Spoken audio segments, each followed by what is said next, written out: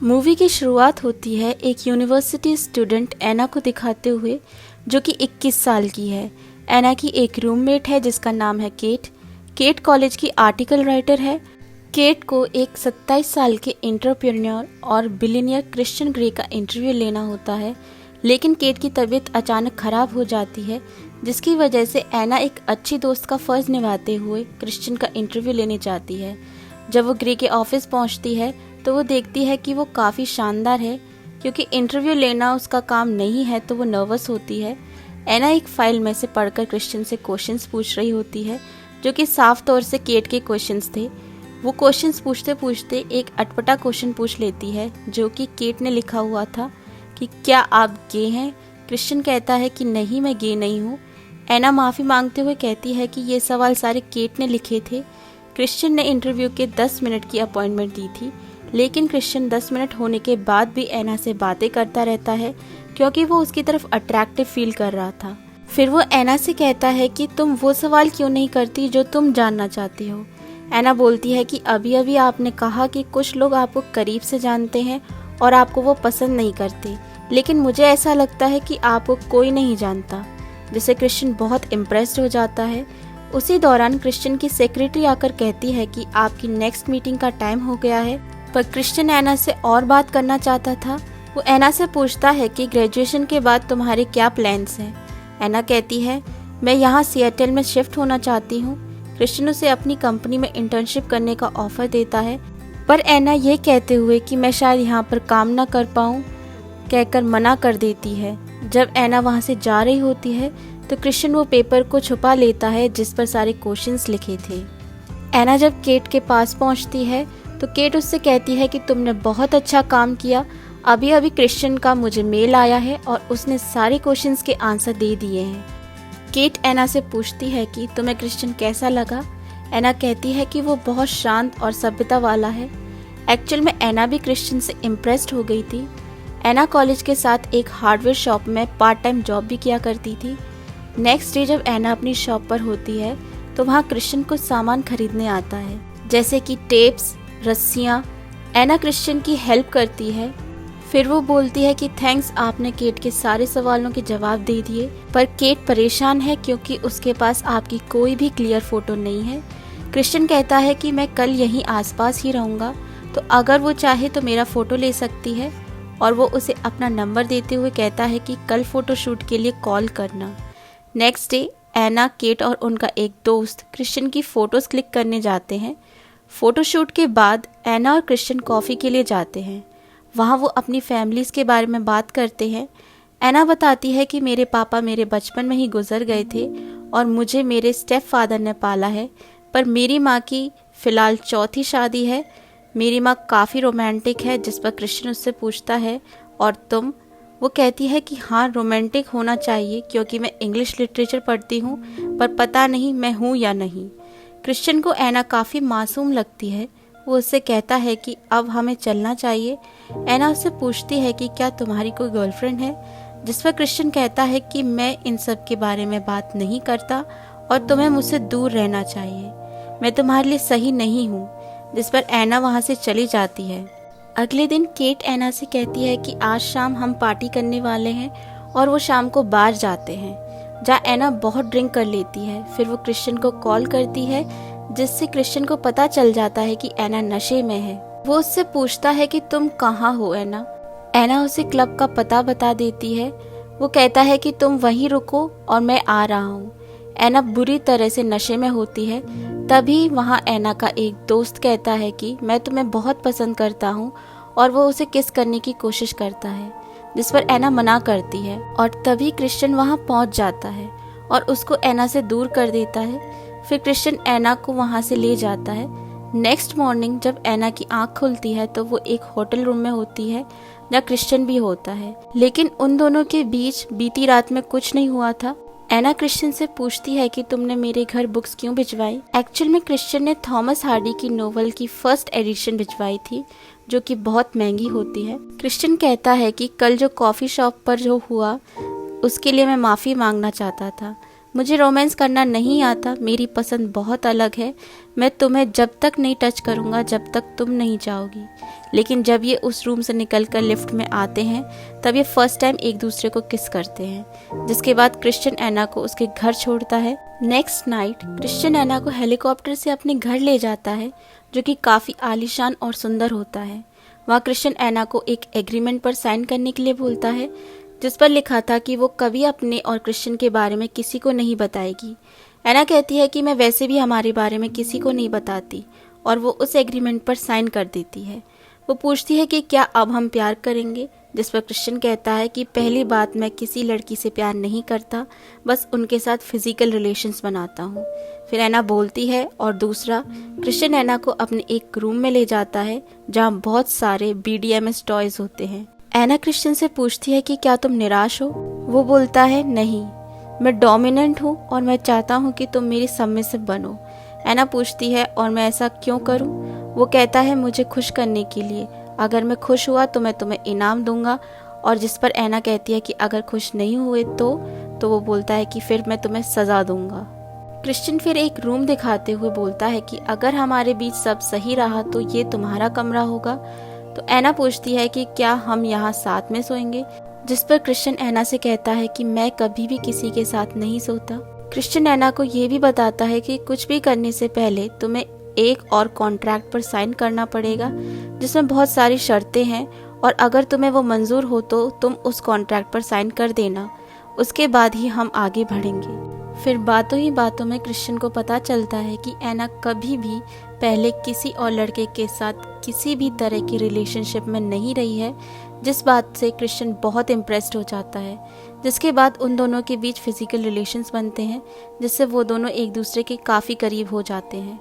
Next morning भी वो एक दूसरे के साथ इंटीमेट होते हैं, जिसके दौरान क्रिश्चियन की माँ वहाँ आ जाती है और एना को क्रिश्चियन के साथ देखकर बहुत खुश होती है, क्योंकि इससे पहले उन्होंने कभी भी क्रिश्चियन के साथ किसी लड़की को नहीं देखा था। वो एना को अपने घर पर आने के लिए इनवाइट भी करती हैं।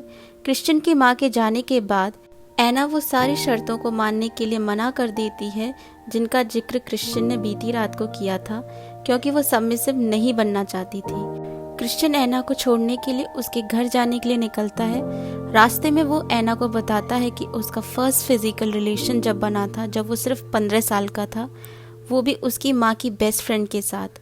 उन दोनों का रिलेशन 6 साल का था, पर अब वो दोनों सिर्फ दोस्त हैं और बिजनेस पार्टनर्स भी। फिर क्रिश्चियन एना को एग्रीमेंट के डॉक्यूमेंट्स देता है, जिसे लेकर एना अपने घर के अंदर आ जाती है, जहाँ पहले से ही क्रिश्चियन का भेजा हुआ एक वर्कर एना का लैपटॉप ठीक कर रहा होता है। एना उस कॉन्ट्रैक्ट को पढ़ती है, जिसमें लिखा था, अगर इस कॉन्ट्रैक्ट पर आप साइन करते हो तो आप किसी और से रिलेशनशिप नहीं बना सकते।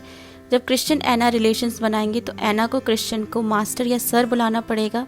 इसके अलावा भी उसमें अजीब अजीब सी शर्तें थी, जिनके बारे में वो बहुत रिसर्च करती है, और ये सब समझने के बाद वो ये डिसाइड करती है कि वो क्रिश्चियन के साथ कोई भी रिश्ता नहीं रखेगी, क्योंकि वो एक इंग्लिश लिटरेचर की स्टूडेंट होती है और उसने अपनी लव स्टोरी फैंटेसाइज कर रखी थी।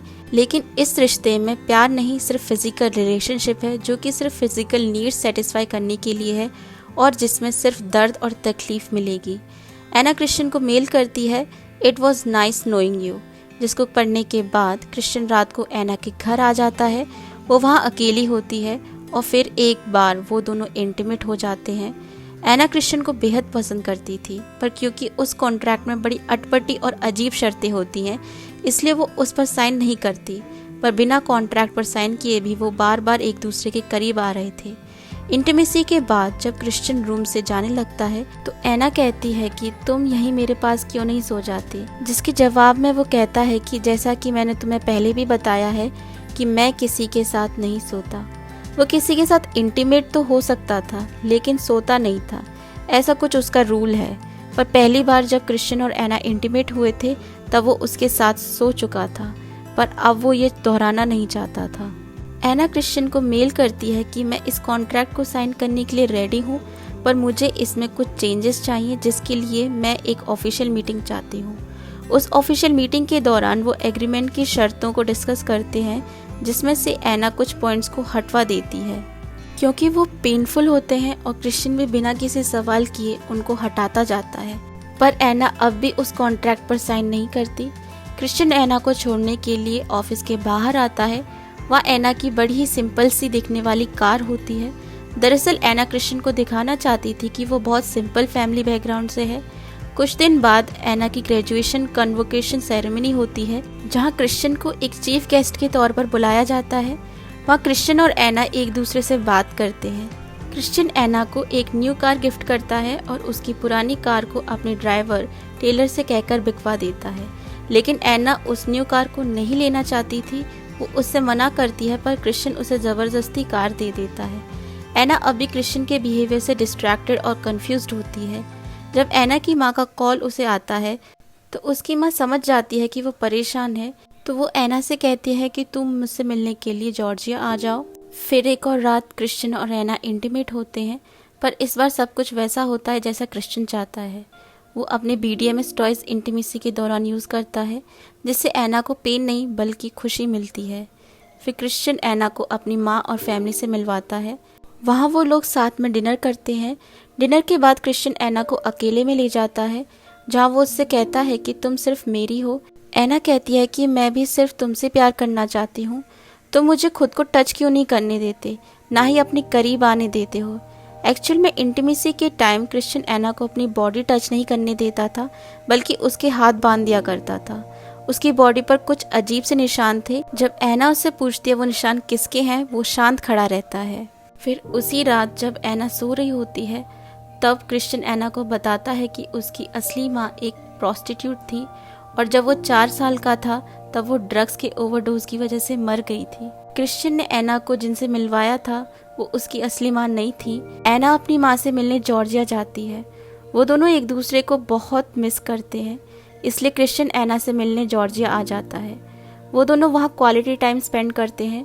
क्रिश्चियन एना को वहाँ अपने प्राइवेट जेट में भी घुमाता है, लेकिन इसके तुरंत बाद क्रिश्चियन को ऑफिस से कॉल आती है, जिसकी वजह से उसे फौरन सिएटल वापस आना पड़ता है।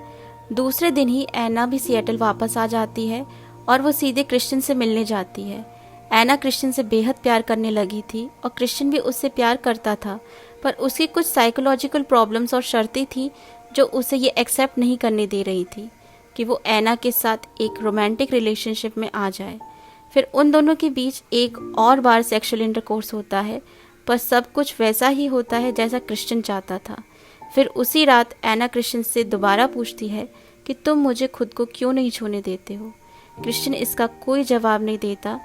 एना कहती है कि ऐसा इसलिए तो नहीं क्योंकि मैंने उस कॉन्ट्रैक्ट पर अब तक साइन नहीं किया है, और अगर मैंने उस पर लिखे हुए कॉन्ट्रैक्ट के एक भी नियम को तोड़ा तो क्या होगा। क्रिश्चियन कहता है फिर तुम्हें सज़ा मिलेगी। एना पूछती है कि तुम मुझे सज़ा क्यों देना चाहोगे, जिस पर वो कहता है कि मैं ऐसा ही हूँ। एना कहती है कि ठीक है, तुम्हें समझने का एक ही तरीका है, तुम मुझे सज़ा दो। मैं देखना चाहती हूँ कि तुम मुझे कौन सी और कैसे सज़ा दोगे। क्रिश्चियन उसे उसी रूम में जाकर बोलता है कि मैं तुम्हें 6 बार मारूंगा और तुम मेरे साथ काउंट करोगी, और वो हर बार उसे बहुत ज़ोर से मारता है, जिससे एना को बहुत तकलीफ़ और दर्द होता है। फिर सज़ा के बाद क्रिश्चियन एना की जैसे ही पास आने को बढ़ता है, वो मना कर देती है कि तुम मेरे पास मत आओ। क्या तुम यही चाहते थे, मुझे ऐसे दर्द में देखना, मेरी ऐसी हालत करना? क्या तुम्हें इन सब से सेटिस्फैक्शन मिलता है? क्रिश्चियन के पास इन सब का कोई जवाब नहीं होता। एना अपने रूम में आकर रो रही होती है। तब क्रिश्चियन वहाँ आता है। एना उससे कहती है कि तुम अब दोबारा ऐसा कभी भी मत करना, मैं वो नहीं जो तुम चाहते हो। जिस पर क्रिश्चियन बोलता है तुम वो सब कुछ हो जो मैं चाहता हूँ। एना बोलती है मैं तुमसे प्यार करने लगी हूँ, जिस पर वो कहता है कि तुम ये नहीं कर सकती, जिस पर गुस्सा होकर वो उससे वहाँ से चले जाने को बोल देती है। अगली सुबह एना अपने घर जा रही होती है तो वो क्रिश्चियन से कहती है कि या तो तुम मुझे मेरी कार दे दो या उसके बदले में जो पैसे मिले थे वो दे दो, और वो उसकी गिफ्ट की गई कार को वापस करके वहाँ से चली जाती है, जिससे वो दोनों अलग हो जाते हैं। हालांकि अलग होने के बाद भी वो सिर्फ एक दूसरे को याद कर रहे होते हैं, जिसके साथ मूवी की सैड एंडिंग हो जाती है। Thanks for watching the video.